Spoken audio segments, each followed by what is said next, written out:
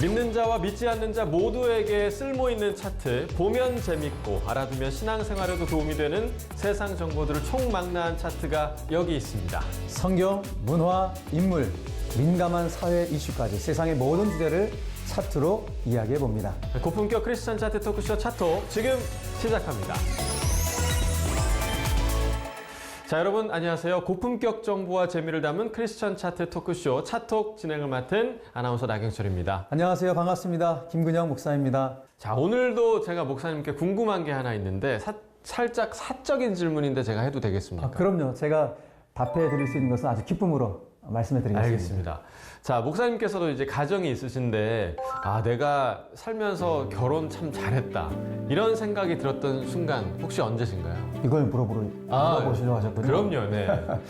제가 목회자다 보니까 사실 제일 큰 부담이 설교예요. 네네네. 속된 말로 이렇게 설교를 하다가 어느 주일날은 죽 썼다. 그런 날이 있군요. 이런 날이 있거든요. 네네네. 그래서 이제 시무룩한 상태로 이제 집을 들어가면 저희 아내가 저에게 지금까지 단 한 번도 싫은 내색을 한 적이 없고 언제나 격려해주고 위로해주고 힘을 공급해주는 그런 아내거든요. 그렇군요. 그때마다 하나님이 정말 최고의 짝을 나한테 주셨구나. 그러니까 제 핸드폰에도 아내의 이름이 최고의 선물로 돼 있어요. 와. 최고의 선물인 것 같아요. 정말. 그렇군요. 그럼 나경철 아나운서는 언제 결혼이 축복인 것처럼 느껴지세요? 저는 요즘 이제 저희 딸과 노는 걸 굉장히 좀 좋아하는데, 네. 퇴근해서 이제 하루 종일 일하고, 퇴근해서 집에 있는 그 중문을 여는 그 순간이 요즘 너무 행복하더라고요. 그러면 이제 아내와 딸이 나와서 아빠 왔다 이러면서 이제 맞이해주는 그 순간. 내가 정말 결혼도 잘했고, 우리 딸도 참 잘 낳았구나. 그런 생각을 요즘 정말 많이 좀 하고 그렇군요. 있습니다. 그러니까 이야기를 좀 해보니까 새삼 감사가 더욱 느껴지는 그런 순간인데, 하지만 요즘에 미디어를 보면요, 결혼이나 부부 사이를 정말 부정적으로 다루는 컨텐츠들이 너무 많습니다. 불륜, 또 복수 소재로 한 드라마는 물론이고요, 농담이어도 아내나 남편을 반갑지 않은 존재로 쉽게 이야기하는 경우들을 저희가 많이 볼 수 있거든요. 이런 풍조 때문인지 어린 세대들일수록 결혼보다는 비혼, 이런 가치관이 형성되고 있는 것 같은데, 목사님 이 부분 좀 어떻게 생각하세요? 정말 안타까운 사회적 현상이죠. 중요한 것은 결혼이 하나님의 창조 질서임을 인식하게 하는 것이 굉장히 중요하다고 저는 생각을 해요. 그러니까 하나님은 천지 만물을 창조하실 때 분명한 원칙을 가지고 창조하셨거든요. 그러니까 어떤 원칙인가 하면 보다 중요한 것을 나중에 창조하신 거예요. 그러니까 자연을 창조하신 것은 그 다음에 창조할 식물을 위함인 것이고, 자연과 식물을 창조한 것은 그 다음에 창조할 동물을 위한 것이고, 자연과 식물과 동물을 창조함은 그 다음에 창조할 사람을 위함이었습니다. 그러니까 이렇게 볼 때 가장 중요한 것은 마지막으로 만드신 가정이죠. 그러니까 가정이 이렇게도 중요하다는 것을 인식시킨 것이 참 중요하다. 저는 이게 교회의 사명이라고 봅니다. 네. 자, 전혀 다른 두 사람이 만나서 평생 한마음 한뜻으로 산다는 거 뭐 쉽지만은 않은 일이겠죠. 자, 오늘은 성경 속 부부들이 직면했던 어려움이나 고민 혹은 마음이 합했던 부부에게 어떤 복이 있었는지 좀 살펴볼까 합니다. 성경 속 부부를 통해 현재 우리 부부의 모습도 점검해보고, 또 미혼이라면 내가 어떤 배우자로 준비되어야 할지 생각해 볼 수 있는 시간이 되겠습니다. 네. 기혼과 미혼 모두에게 유익한 시간이 되길 바라면서 고품격 크리스천 차트 토크쇼 차톡 주제 공개해 드리겠습니다. 바로 성경 속 부부의 세계입니다.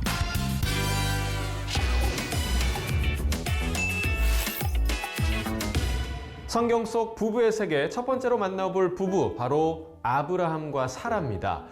믿음의 조상이자 하나님께서 친히 선택하신 자이니만큼 이 아브라함은 시청자 여러분들께서도 잘 알고 계신 인물일 텐데요. 성경 속에서 아브라함이 사라와 부부로 함께 등장하는 첫 구절은 창세기 11장에 이렇게 기록되어 있습니다. 아브라함과 나홀이 장가 들었으니 아브라함의 아내의 이름은 사레며 나홀의 아내의 이름은 밀가니 하란의 딸이요 하란은 밀가의 아버지이며 또 이스가의 아버지더라. 사레는 임신하지 못하므로 자식이 없었더라.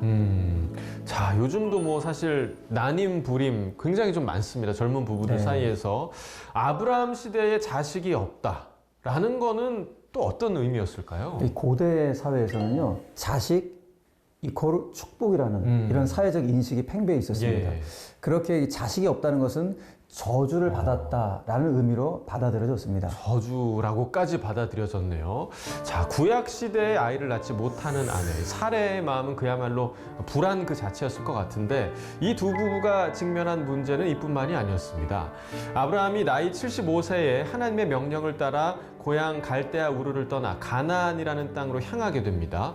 졸제 사라도 아브라함을 따라서 아무런 연고도 없는 낯선 곳에서 이방인의 삶을 시작하게 된 건데요.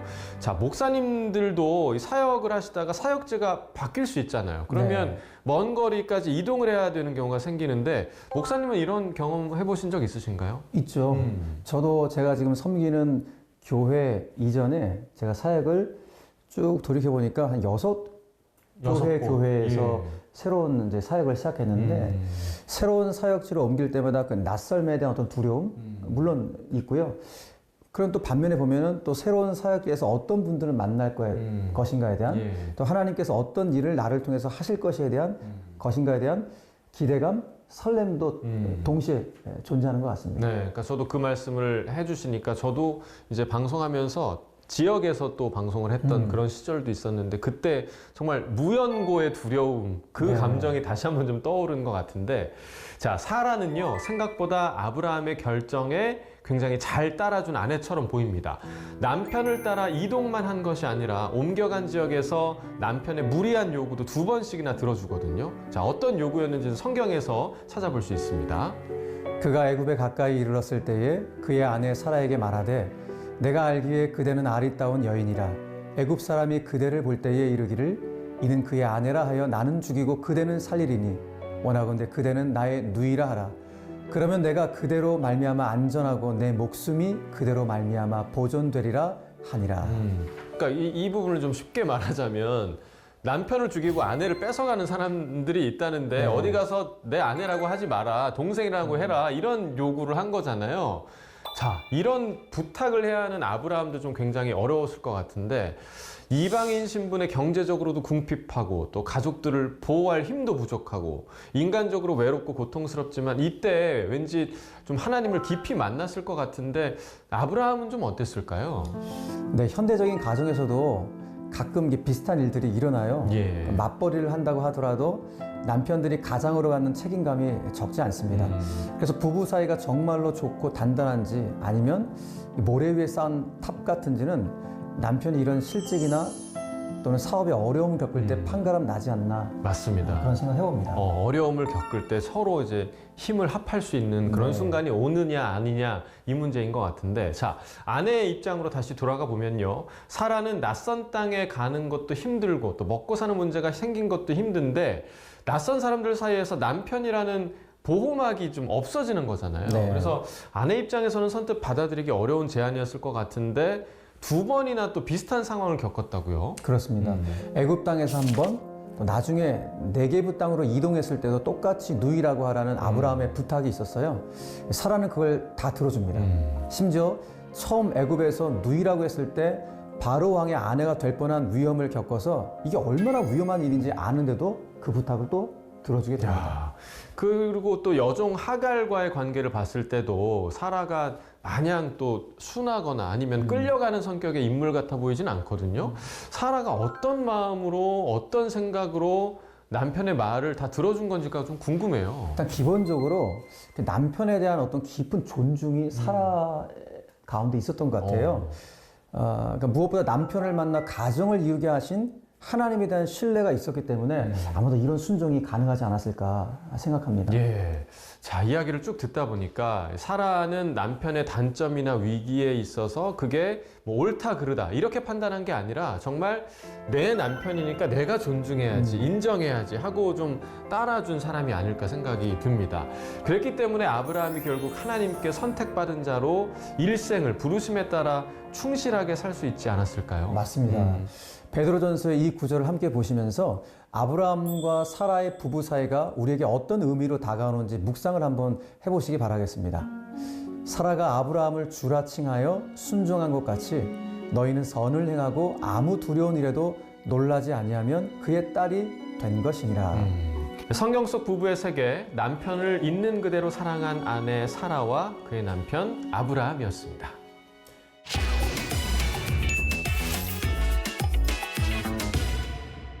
성경 속 부부의 세계 두 번째 부부에 대한 이야기를 전해드려야겠습니다.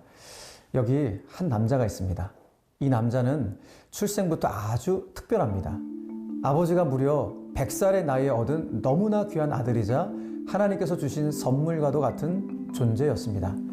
하지만 요즘 이 남자는 집안의 고민덩어리가 됐습니다. 모두가 일찍 결혼하던 시대에 40살이 되도록 결혼을 못하고 있었기 때문입니다.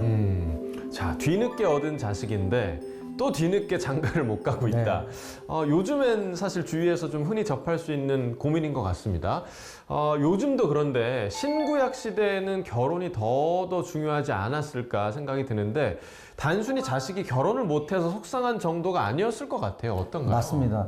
이 당시 고대 사회에서는 가문의 대가 끊어진다는 것은 이것도 저주받는 것으로 인식되었기에 예. 자녀의 혼인 문제는 굉장히 중요한 가정의 이슈였습니다.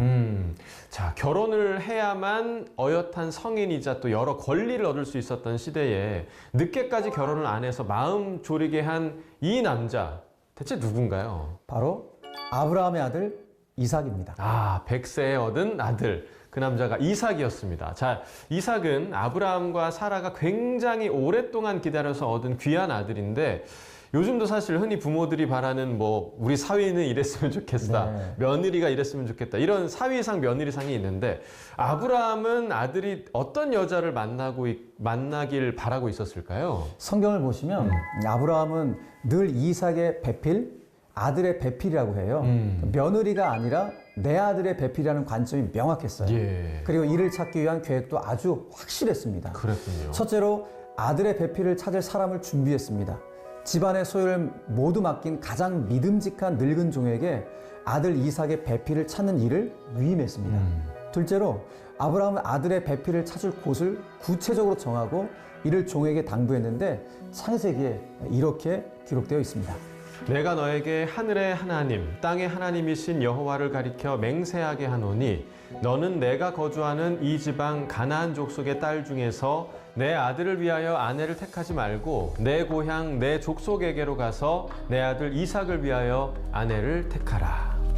자, 가나안 땅이 아니라 원래 살던 고향에서 이삭의 배필을 구해라. 그러니까 살던 지역에서 배필을 구하는 게 더 빠르지 않았을까라는 생각도 드는데 그런데 꼭 고향, 그러니까 내 족속에서 찾으라. 이렇게 한 이유는 뭐였나요? 이 당시 가나안 족속은 하나님을 모르고 우상을 숭배하는 족속들이었습니다. 예. 그렇기 때문에 아브라함은 내 아들 이삭을 불신자하고 우상 섬기는 자들하고 결혼시키지 않기 위해서 당시 하나님을 섬기는 본인의 친척이 살고 있는 메소포타미아 지방에서 자부를 찾으려고 했던 겁니다. 그랬군요. 자, 귀한 자식일수록 욕심이 더 생기기 마련인데 내가 원하는 게 아니라 온전히 하나님의 계획에 맡기는 아브라함이 아니었나 생각이 드네요. 자, 이삭의 배필을 찾는 여정은 좀 어떻게 됐습니까? 자신의 주인 아브라함의 마음과 믿음을 깊이 이해하고 있던 종은 아브라함의 낙타 10마리를 끌고 나홀성 밖 우물에 도착합니다.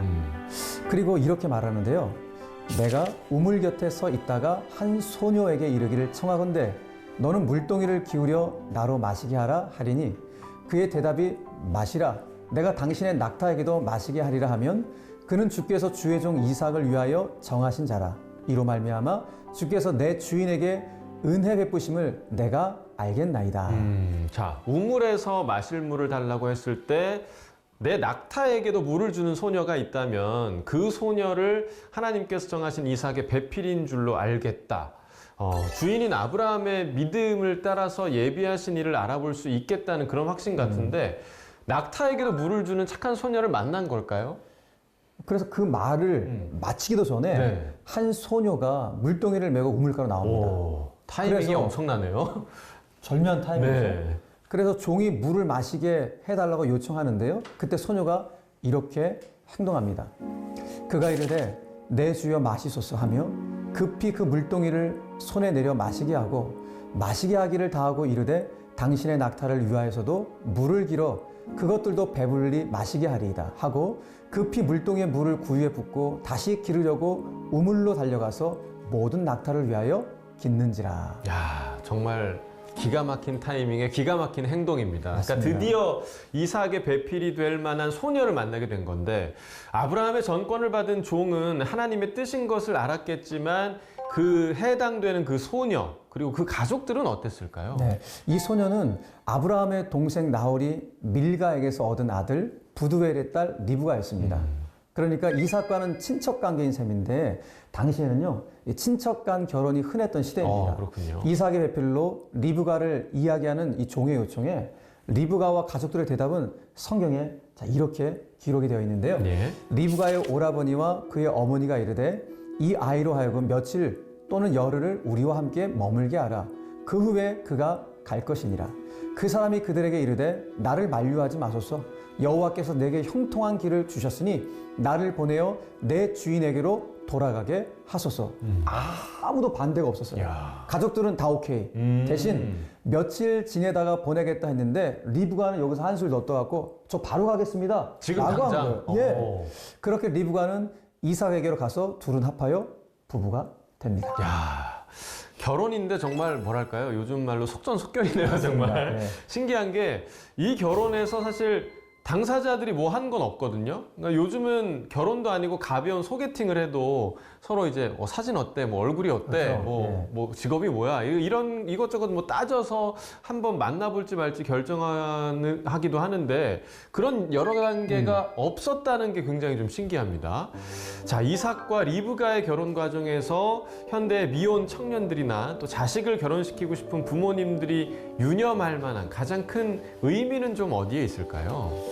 어떻게 보면 이삭과 리브가의 이 결혼은 하나님이 주도하시는 결혼이었는데 네. 중요한 것은 이삭도 리브가도 하나님 앞에 서 있던 사람들이에요. 그러다 보니까 하나님의 주도권을 두 사람 다 인정했던 것입니다. 결국 하나님이 주인 되시는 가정을 세우려 했다는 것, 이것이 굉장히 중요한데 결국 지금 앞으로 가정을 세우길 원하는 분들도 우리 가정의 주인이 하나님이 되셨으면 좋겠다. 이런 아주 중심적인 마음을 좀 가지면 어떨까 그런 생각을 하게 됩니다. 네. 자, 성경 속 부부의 세계 하나님께 만남을 맡기고 순종했던 이삭과 리브가였습니다.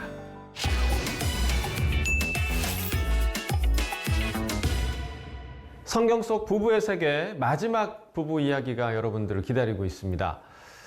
자, 한 여자가 있습니다. 이 여성이 사랑에 빠진 상대는 아주 용맹한 남자였습니다. 덩치가 크진 않았지만 믿음으로 블레셋의 거인 골리앗을 쓰러뜨린 인물이었죠. 이 여성이 그 남자를 사랑한다는 건 성경에도 2번이나 기록된 바 있을 만큼 아주 분명했는데요. 자, 목사님께서 이 여성의 이름과 또 누구를 사랑했는지 한번 말씀을 해주실까요? 자, 골리앗을 쓰러뜨린 용감한 남자는 다윗. 네. 그리고 다윗을 사랑했다고 기록된 이 여인은 바로 사울 왕의 딸 미갈입니다. 네. 자, 미갈의 아버지, 즉 사울 왕은 다윗에게 블레셋 군사 100명의 표피를 가져온다면 딸 미갈과 결혼을 시켜주겠다 이렇게 약속을 합니다. 이는 다윗을 미워해서 전쟁이라는 위험에 빠뜨리게 하기 위한 것이었는데, 자, 사울은 왜 다윗을 미워했던 걸까요? 기본적으로 시기심, 질투심 때문인 것을 보는 것이 좋은 것 같습니다. 블레셋과의 전쟁을 치르고 돌아왔을 때 그 유명한 성읍의 여인들이 노래를 하는데요. 이때 노래 가사가 네. 사울이 죽인 자는 천천히요, 다윗은 만만이로다 네. 라고 노래했는데 사울이 그 말에 굉장히 불쾌해서 노했다고 성경에 기록되어 있어요. 이때부터 사울이 다윗을 시기하여 미워하게 됩니다. 네. 자, 이 사울의 속내도 모른 다윗. 너무너무 용감하게 싸웠죠. 그래서 블레셋 군사 표피 200개를 가져온 다윗이 드디어 미갈과 결혼을 하게 됩니다.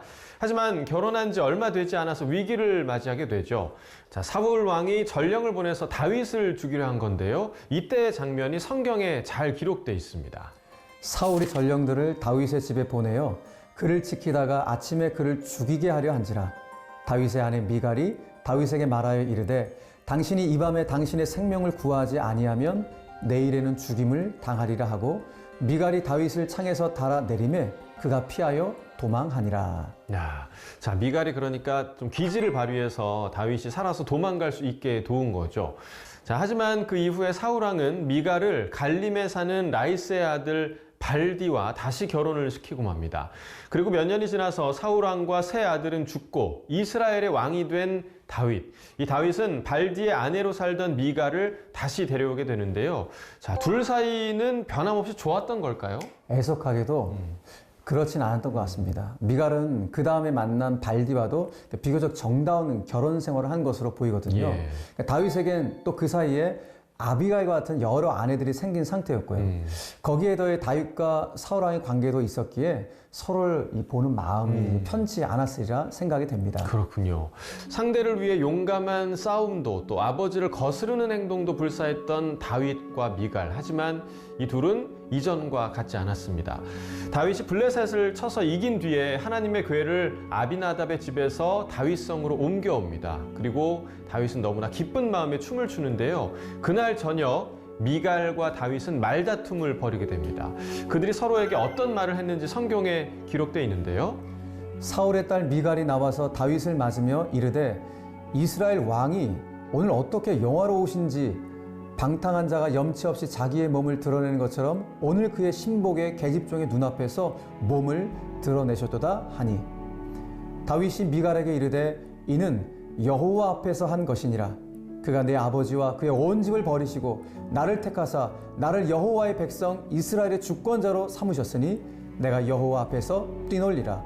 내가 이보다 더 낮아져서 스스로 천하게 보일지라도 네가 말한 바 계집종에게는 내가 높임을 받으리라 한지라.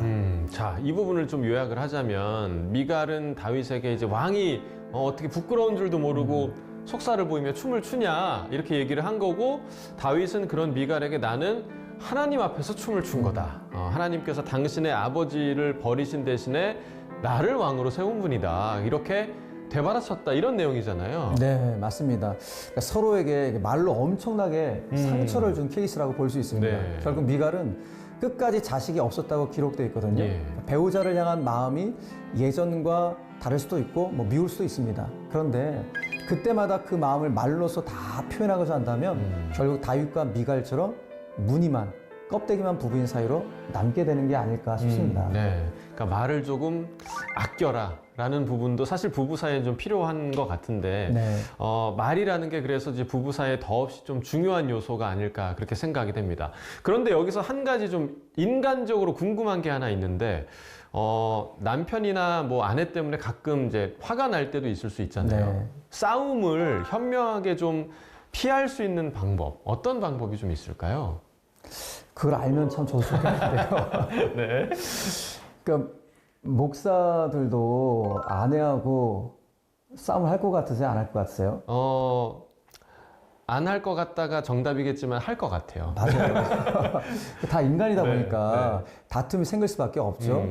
그러니까 더 심한 말 나올 것 같으면 이런 권면을 좀 드리고 싶어요. 그때 하늘도 좀 쳐다보시고. 이렇게 하늘 쳐다봐요. 네. 그러니까 시원한 얼음물도 그냥 벌컥벌컥 한번 들이마시고 달콤한 초콜릿도 입에 넣으시면서 그 순간을 잘 좀 참고 넘겨보시는 게 좀 지혜롭지 않을까. 그때 내가 부부싸움하길 잘했다 라고 할 때보다는 그때 내가 참기 잘했다. 이렇게 생각할 때가 더 많거든요. 맞아요. 시청자 여러분, 3초만 딱 참아봅시다. 네, 3초입니다. 3초. 하나, 둘, 셋, 셋이면 마음이 가라앉을 수가 있습니다. 자, 성경 속 부부의 세계, 사랑하되 끝까지 사랑하지 못한 다윗과 미갈 부부였습니다.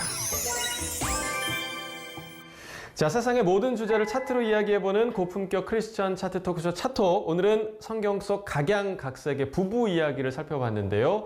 자, 차트 주인공들 이외에도 목사님께서 생각하셨을 때 가장 이상적이다 하는 성경 속 부부가 혹시 있으신가요? 네, 성경에 또 보면은 브리스길라와 아굴라라는 부부들이 있거든요. 이 부부는 사도 바울의 굉장히 신실한 동역자였습니다. 하나님 나라 확장을 위해서 본인들의 삶을 드렸던 정말 귀한 부부였는데 이 부부가 또 생각이 나네요. 네. 자, 참고로 매년 5월 21일 법정기념일 부부의 날이죠. 둘이 하나가 된다는 날 21일인데 1995년 5월 21일에 경남 창원의 권재도 목사님 부부가 이 부부관계의 소중함을 일깨우고 화목한 가정을 이루자라는 의도로 처음 만드셨다고 하는데요. 핵가족 시대에 가정의 핵심인 부부가 화목해진다면 조금 더 건강한 사회가 될 수 있지 않을까 그런 생각이 듭니다. 맞습니다. 네. 부부의 날 너무 좋고요. 또 네. 얼마나 핑계대기 좋습니까? 맞아요, 맞아요. 평소 이렇게 부부가 쑥스러워서 말하지 못했던 고마워, 사랑해, 네. 미안해 뭐 이런 표현들을 부부의 날을 통해 갖고 한다면 더 좋지 않을까요? 너무 좋죠. 뭐 꽃 한 송이 같이 그렇죠. 더하셔도 좋고요. 큰 산 같은 서운함과 불만도 때로는 진심 어린 말 한마디로 무너지기 마련이잖아요. 청년들도 보이는 것이나 실현의 두려움에 너무 얽매이지 마시고 믿음과 용기로 이 만남의 복을 구할 수 있었으면 참 좋겠습니다. 네. 자, 우리의 가정이 더욱 건강하고 또 아름답게 세워지길 바라면서 고품격 크리스천 차트 토크쇼 차톡 다음 주에도 다른 주제의 흥미로운 차트로 돌아오도록 하겠습니다. 자, 시청자 여러분 다음 주에도 꼭 다시 만나요.